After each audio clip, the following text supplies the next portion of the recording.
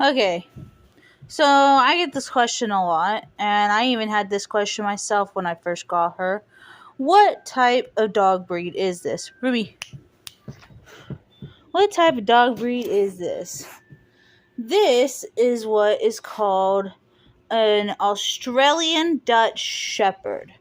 They are in the family of a German Shepherd. However, they were what was used originally for police dogs. Now, I don't know what else she's mixed with. She's not a full Dutch Shepherd because Dutch Shepherd has longer fur. We think she might be mixed with a German Shepherd, but we're not entirely sure. We don't know what all she's mixed with, but she is at least over 75% Dutch Shepherd. Now, we got her from a friend who found her in an abandoned shed in a kennel surrounded by rotting meat and her own feces. She was about a year old when he found her. She did not make a bond with anybody, not even him. These dogs are very, very hard to have because they require at minimum bear training. Now, once she has made a bond with somebody, she cannot bond with anybody else. That's also why they're hard to rehome and to adopt out of a shelter because once they have bonded with someone, they become aggressive towards everyone else that the owner is not accustomed to. Okay, she has bonded to me, and the way they bond is either from birth or from who initially trained them. I gave her basic training. For the longest time, we had her almost a year after we got her, and I did not know what kind of dog she was. I did not know how to train her, but I was always kind to her. I always fed her. I always took care of her, and that's how she ended up bonding to me. Our bond became stronger whenever I trained her, though.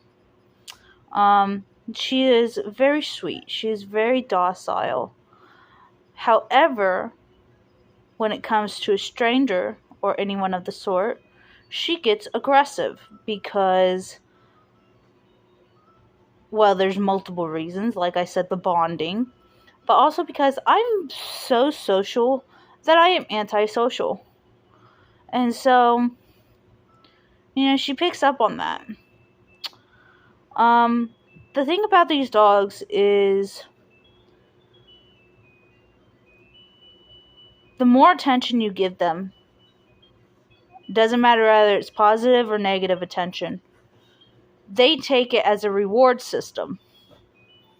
Here recently, I had to go get her out of a pound because some assholes thought I was abusing my dogs. I just couldn't afford medication for them, so they got a little bit skinny there for a while. I was trying to work my ass off to get medication. However, the state didn't see it that way. The state decided that I wasn't allowed to legally own animals in the state of Florida anymore. And so they took her, my dog Ace, that I've had since a puppy. I've known him since he was born. And an adopted dog of ours called Dixie. She was an older dog and had been through the foster system multiple times. But she was real sweet. So they took all three of them, and nobody adopted Ruby out. And we did end up losing Ace and Dixie. But nobody adopted Ruby out because every time someone would come through, she would bark and bark and bark at them. And the stupid fucking people at the animal shelter would give her treats for barking at people. They would reward her for barking at people. Once we got her back, there was a lot of retraining we had to do, because any type of attention at all towards these dogs is a reward to them. You punish them by ignoring them. Okay? That's how you punish them. But also, they are very high energetic dogs. They will always have a lot of energy no matter what age they are. They could be on their deathbed and want to run around like a puppy. Okay? They are very high energy. They require a lot of attention. And if you cannot give them attention like that, you have to set up a run for them out in the yard, or you have to have a closed fence-off yard in which they cannot hop. And they can hop very high. You cannot have a chain-linked fence, because they will use that as a step up to hop the fence. You have to have 6 feet of concrete down in the fucking yard if you let them run the yard for the fence. Like, up underneath the fence, you have to have 6 feet of concrete down so they cannot dig. And they will dig. They dig all the time. They're worse than any dog ever. She has made multiple burrows no matter where she is at, okay? But she always does it under a tree or under some sort of shade. She does not burrow under fences. However, that does not mean if she was to run freely, she would not try to burrow under the fence. Okay? She has a run set up. She broke her run today, and that is why she is in the house. I have to have both a harness and a collar on her. I have to loop the hook through this. It has to go through this. Come here. And hook onto her collar.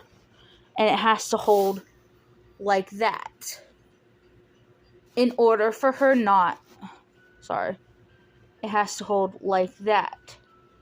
In order for her not to slip her harness or out of her collar. Okay? This is not animal abuse.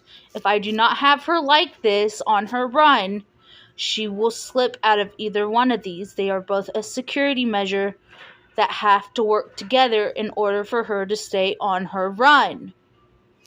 Okay? She is a very high maintenance, very high energy dog. But she is really sweet and really good once you train her and get to know her. The reason they stopped using them for the original police dog is because they were almost bred out of existence. And what that means is they were so highly bred and so highly used for everything that if there was anything ever wrong with the dogs, they would just kill them. They would use them for meat, everything. Okay? Duck hunting, all of it.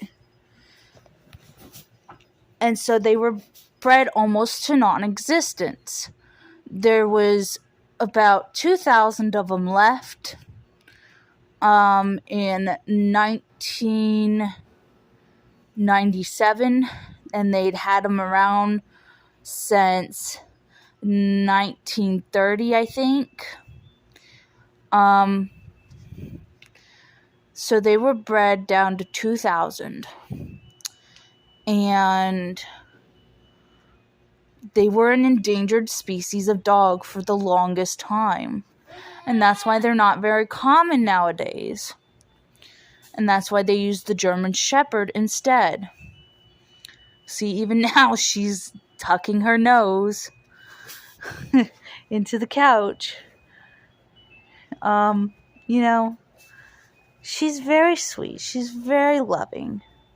You just have to actually get to know her and train them to be okay around people. She is fixed.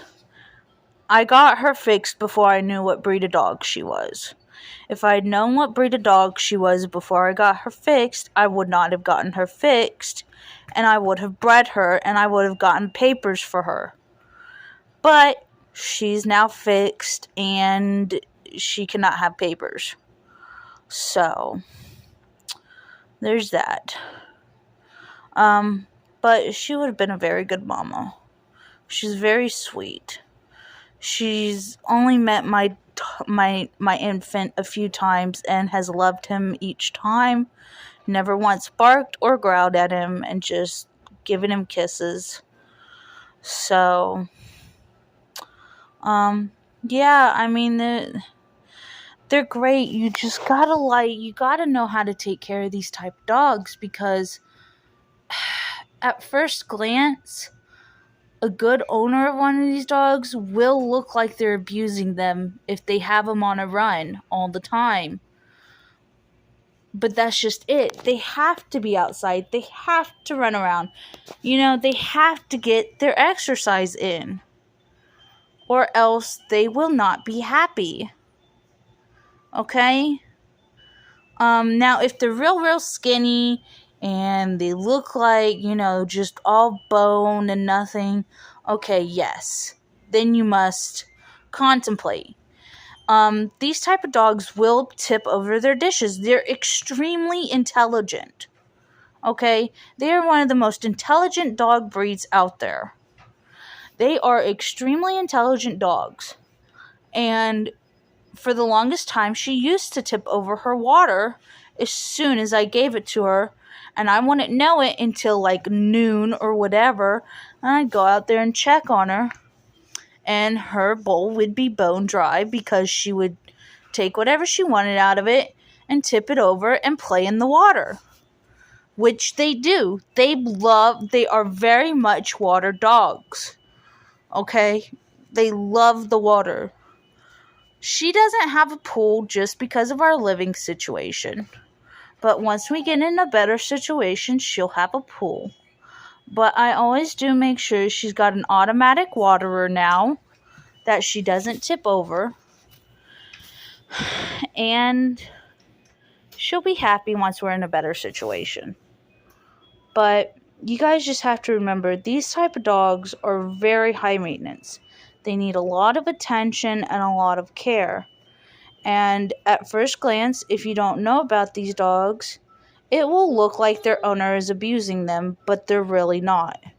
They're meant to be outside. Okay? Thank y'all for watching. Have a safe day, night, wherever you're at, and bye for now.